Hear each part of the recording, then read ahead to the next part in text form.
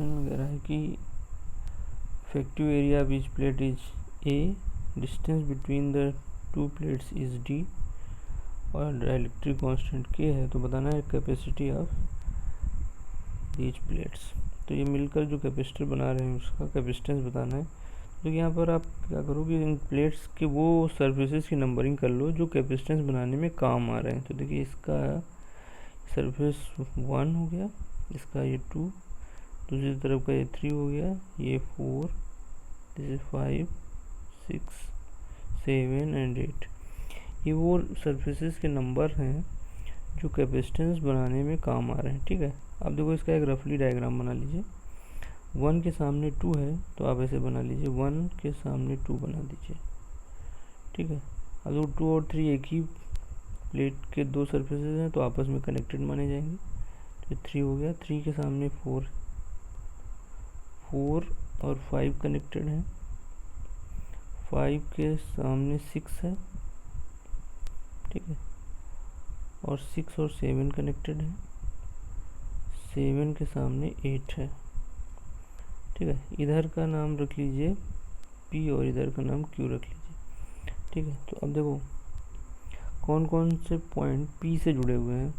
तो 1, ठीक है, 4, 5 के बीच का पॉइंट और इधर 8 जो है ये तीनों कनेक्टेड हैं P से।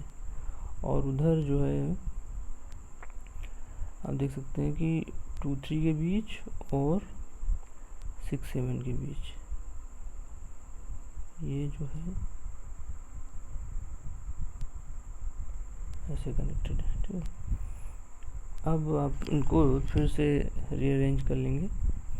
तो यहाँ पर देखिए ये भी पॉइंट P के जैसा है, यहाँ पर भी P मान सकते हैं और यहाँ पर भी P है। ठीक है, इस तरह यहाँ पे Q है और इधर भी Q है।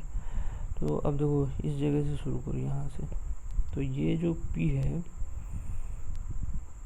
ठीक है, तो इस P का कनेक्शन 1 के सामने 2, ये 1, 2 वाला हो गया। ठीक है, और देखो इसके बाद वो जो 2 है वो 3 से कनेक्टेड है।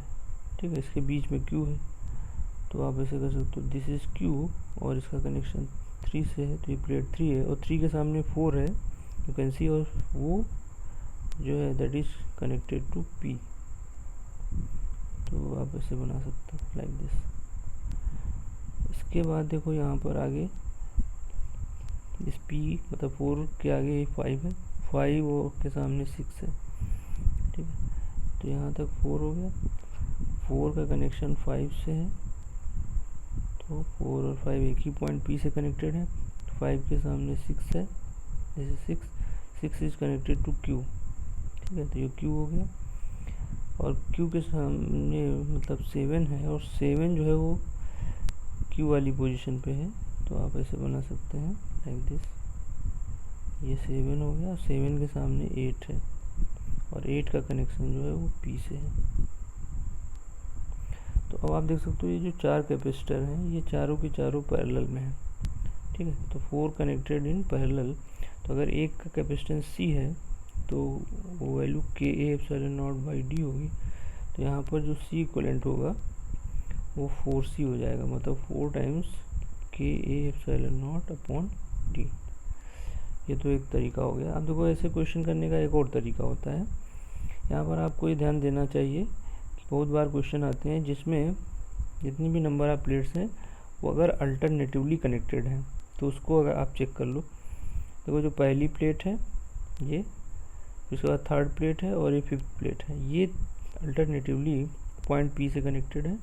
और बाद में देखो जो सेकेंड प्लेट है, ठीक है, और 4th प्लेट है, ये दोनों अल्टरनेटिवली पॉइंट Q से कनेक्टेड है। तो ऐसे केसेस में अगर नंबर ऑफ प्लेट्स n हो मान लो टोटल, तो टोटल प्लेट्स अगर n है तो जो C इक्वलेंट होता है वो n-1 इंटू C के बराबर, जहाँ पे C जो है वो सिंगल प्लेट का कैपेसिटी। तो आप यहाँ देख सकते हो आपके पास 5 प्लेट्स हैं तो 5-1 इंटू C। ठीक है, तो 4 इंटू C और C की वैल्यू होगी सिंगल का KA/0/D। तो